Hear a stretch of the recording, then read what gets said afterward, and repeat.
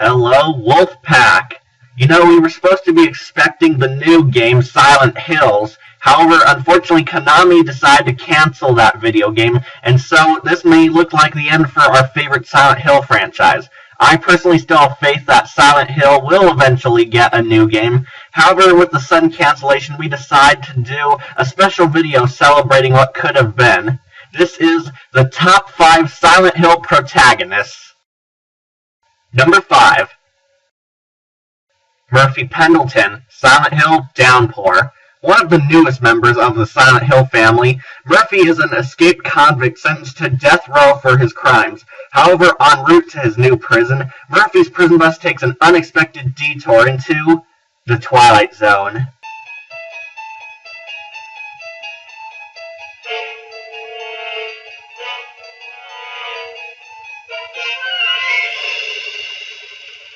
No, but seriously, Murphy Pendleton is one of the more complex characters of the franchise, at least in his own way. Murphy looks like Leon Kennedy wearing Lee Everett's prison uniform, but is overall a sympathetic and enjoyable character of the Silent Hill series. What's good about Murphy? Well, he definitely is likable. He looks pleasant to look at and has a ton of fangirls, of course. He's sympathetic once you find out his backstory. And his backstory is affected by your decisions in the game, kind of like if Telltale went that route. However, that's also one of the bad things. It seems like lazy writing to have Murphy's past affected by the choices you make in the game. And another good thing about Murphy Pendleton is that in the end of the game, Murphy Pendleton becomes the final boss, and you actually have to kill Officer Ann Cunningham, the police officer who's been hunting Murphy for the entire game, and give her what she deserves. However, your final choice in deciding to kill her or spare her affects the outcome of the game. What's not to like about Murphy? Well, I'll be honest, Murphy has no personality because we have to find out about his past, which happens in the last hour of the game. So for the majority of it, you're playing as a guy you know nothing about other than that he escaped prison. He also has terrible mental problems, and it shows through his enemies. His enemies are the boringest designed enemies you fight in any Silent Hill game. You know how the enemies were scary, complex, and actually symbolize a deep mental illness of each protagonist? Murphy's characters look more like zombies. The enemies are not scary in the game and are not that challenging, except of course through the quick time events, which is another bad thing because Murphy's game heavily uses quick time events and breakable weapons, which makes it hard to combat these boring monsters who keep attacking you and never leave you alone. However, in the twist, you find out that the monsters don't represent Murphy's mental illness. They actually represent his parole officer, Ann Cunningham, and her mental illness because Silent Hill is calling her the whole time. Murphy was just a bonus wrapped into the crossfire. What a twist! Yeah, that was kind of written horribly as their twist ending for Silent Hill Downpour. The breakable weapons were excruciatingly painful in the game, especially because you wanted to use them, but they break even if they're weapons that shouldn't be breaking, like a knife. Another bad thing, besides Murphy being a decoy protagonist who was falsely called into Silent Hill, the ending makes it seem like Murphy had nothing wrong with him in the first place if you took all the good moral choices, which of course is weird because Silent Hill only calls people who are guilty because it feasts off of guilt. Murphy, who was good the entire time, shouldn't have been called to Silent Hill in the first place. And last but not least, the worst thing about Murphy's game is the ending. Technically, the canon ending is that Murphy survives and Ann Cunningham forgives him and goes to kill Officer Sewell, who framed Murphy in the first place, making the multiple endings of the Silent Hill Downpour game entirely pointless. But back on what's good about Murphy, he definitely was one of the most complex characters, even though the monsters clearly didn't reflect that. Murphy Pendleton is respectable enough to be put on this list, though, because he does have some good things about him, despite Downpour's poor performance. Nevertheless, Murphy Pendleton is worth the number 5 spot on the Silent Hill protagonists.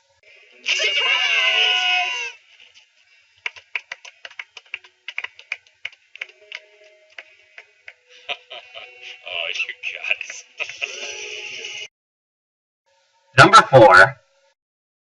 Travis Grady from Silent Hill Origins. While not the most complex character in the Silent Hill series, Travis Grady is one of the most likable protagonists in the series. For starters, Travis has the most realistic reason for being in Silent Hill. Travis is a trucker trying to make a delivery on time.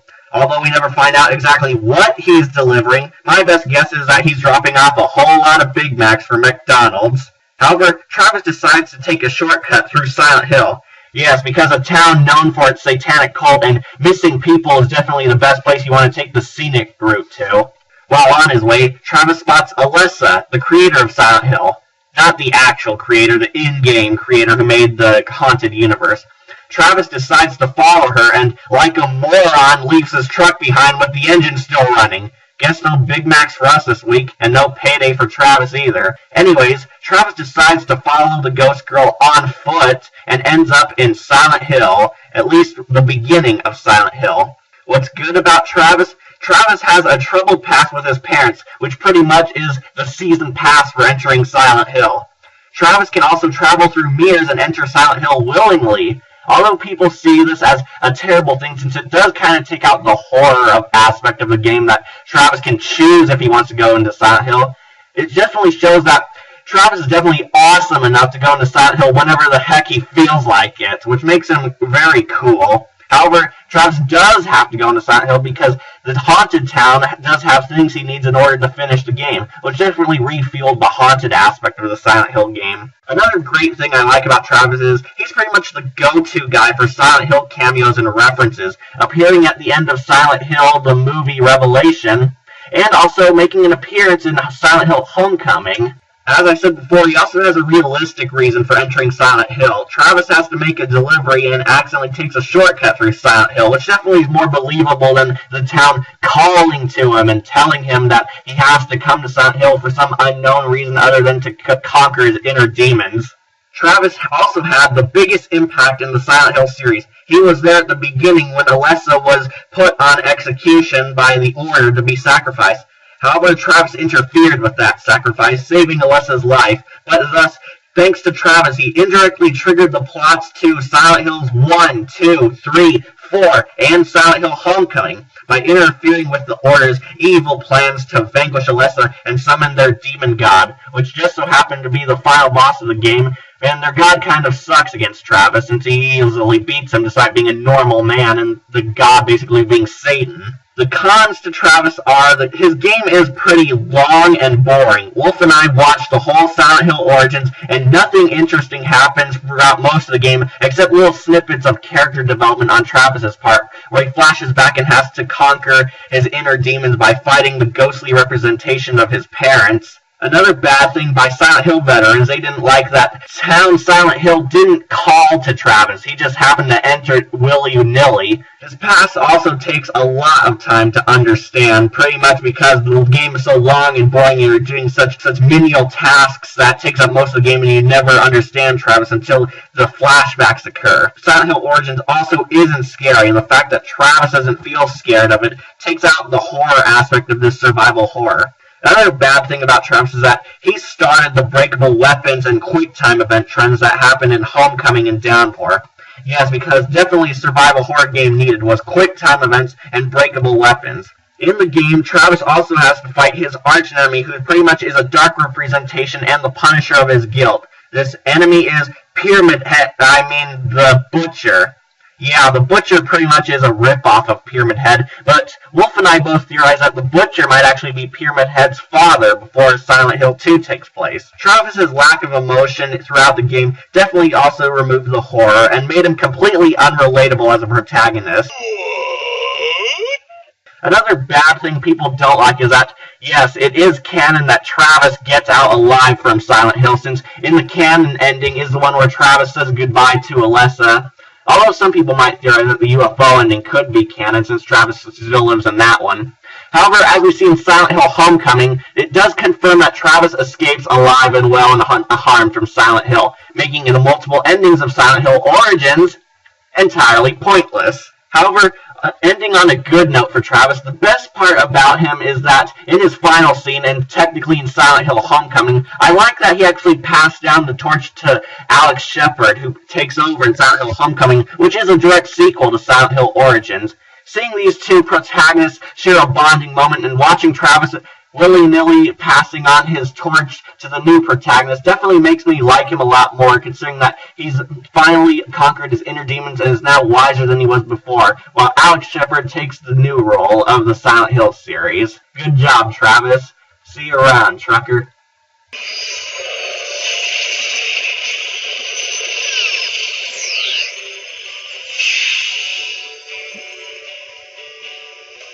Greetings, Travis. You see my truck? I have to find my truck. Your truck is on our planet. Come with us. Can I drive? You drive, Stick?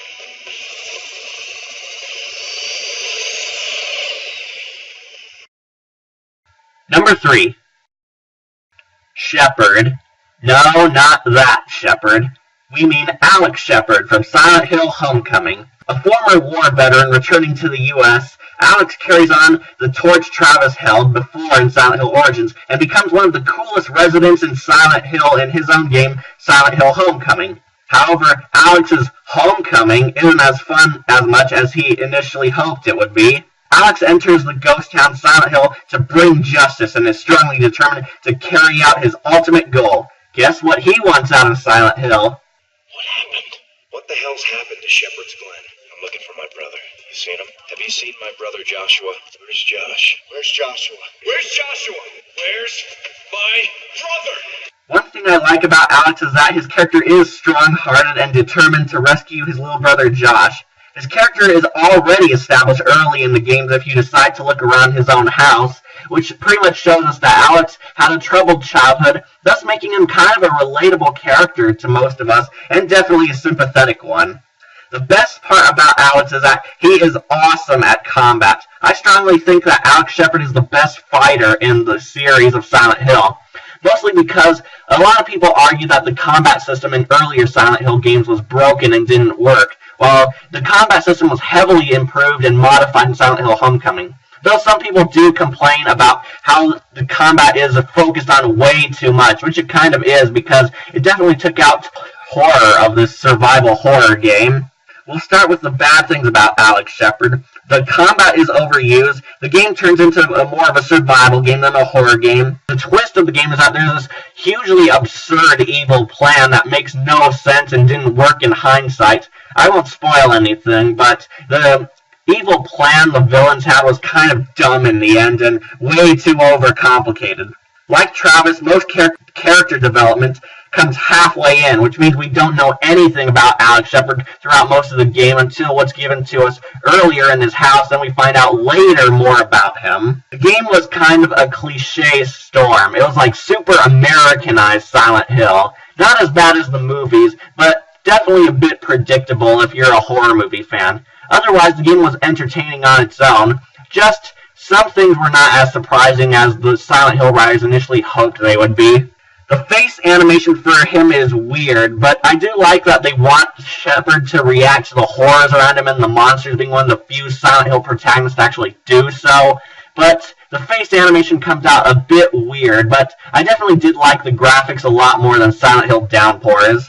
The game is also a lot like Silent Hill 2, considering that Alex returns to the haunted town to search for a missing person and ends up coming to realize that he himself was responsible for that missing person's tragedy and ends up having to fight said missing person as the final boss, which definitely makes it kind of a lot like James's story in Silent Hill 2. However, I did like that it was more believable than James's story, since James came up with Silent Hill hallucinations in 1 week after his wife's disappearance, while Alex Shepard comes up with his 4 years in a mental institution for his missing person, his brother Josh. Another bad thing about Homecoming is that mostly Alex's adventure takes place in Shepherd's Glen instead of Silent Hill until halfway through the game. I guess Silent Hill is devouring it slowly to increase its power. Even Silent Hill wanted an expansion pack. The good things about Alex Shepard, he does have the coolest bosses, and his combat improvement definitely helps, making these bosses much enjoyable to actually fight. He is an emotional, sympathetic action hero who has the coolest weapon of the Silent Hill series, the laser pistol.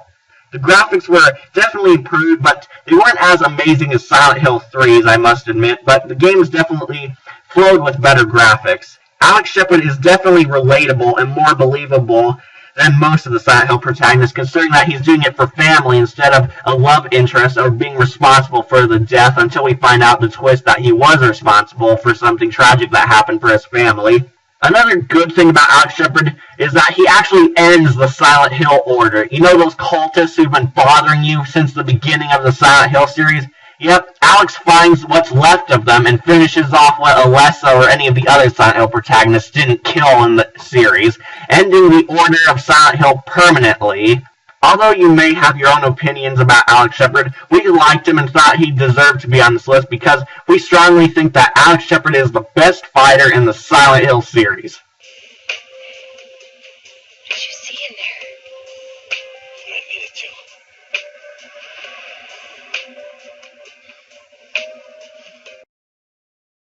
Number 2. James Sunderland from Silent Hill 2.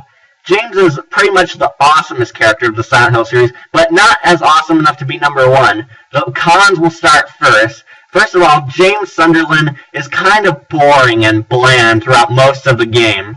Although the town did calm, it's mostly focusing on the psychological horrors around us rather than James's actual character development until the final boss. Besides being boring, James doesn't express much emotion. Yeah, you'd hope that being in Silent Hill, our protagonist would express a lot of fear that the player's feeling, but nope, he doesn't. Although some might argue that that's kind of a good thing, since it shows that James is brave enough to stand face to face with Pyramid Head and take him on like a man.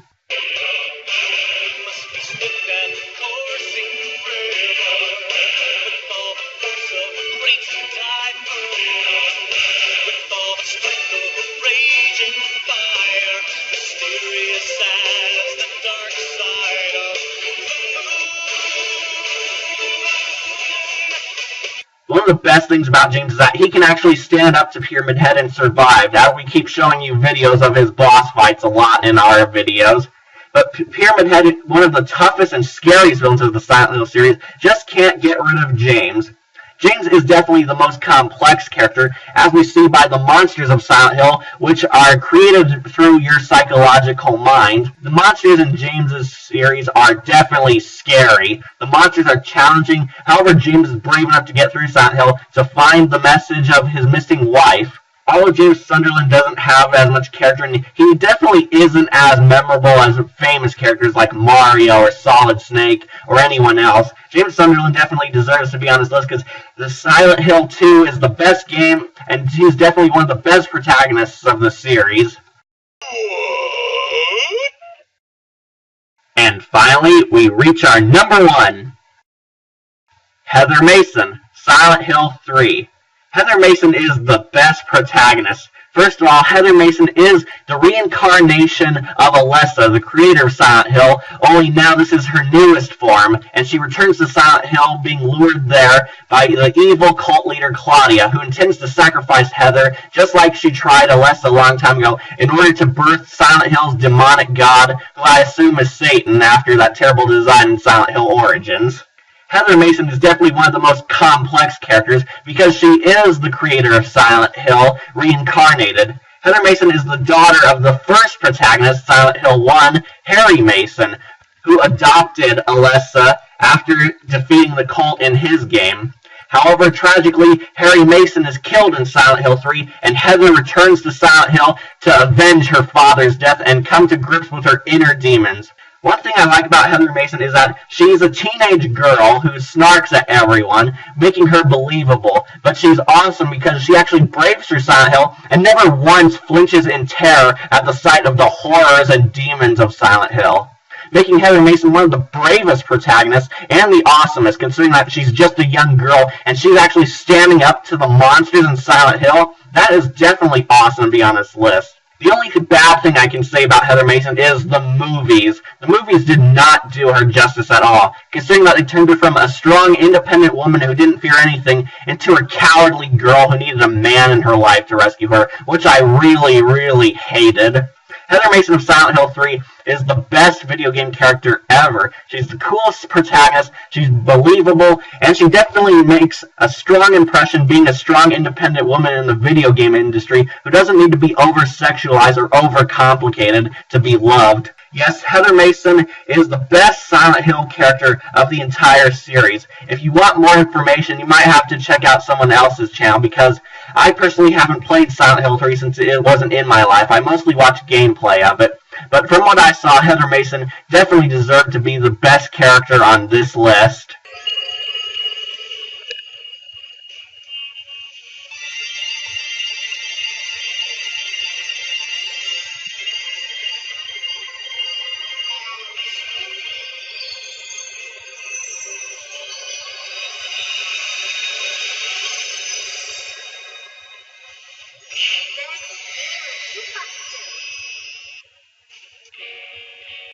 Here are some honorable mentions that you might have wanted to see but didn't quite make it in. Harry Mason from Silent Hill 1. Harry Mason is the protagonist that started it all. Although his game was definitely good, the only reason he didn't make this list is mostly because he was killed anticlimactically in Silent Hill 3. I didn't like that they pretty much dropped a bridge on him and killed him off for real. However, Harry Mason does deserve to be mentioned since he was the protagonist who started it all. Henry Townsend from Silent Hill 4. The only reason Henry didn't make this list is because he doesn't get much character development and he was pretty bland and boring. Mostly because Silent Hill 4 focuses on the character development of Walter, a serial killer who Harry enters into. No, not in that weird way. He enters into Walter's mind, since Walter's mind is what creates Silent Hill in his game. It's mostly about finding about Walter's past rather than Henry's past. And of course, Norman Reedus from Silent Hills. Although we don't actually know his name, at least I don't. I'm sorry if I get it, I don't know his name at all. One thing I did like is that Silent Hills' playable trailer was definitely awesome, and it was great seeing that Daryl was entering into Silent Hill for once. Yes, he deserved to be honorable mentioned, but he didn't make this list sadly, mostly because Silent Hills was canceled and we never got to know his character. Nevertheless, he definitely deserved to be mentioned on this list. Thank you for watching Wolf and Friends Gaming. We hope you like, comment, subscribe, and tune in next time for future videos. Now remember, be safe and stay silent. Goodbye.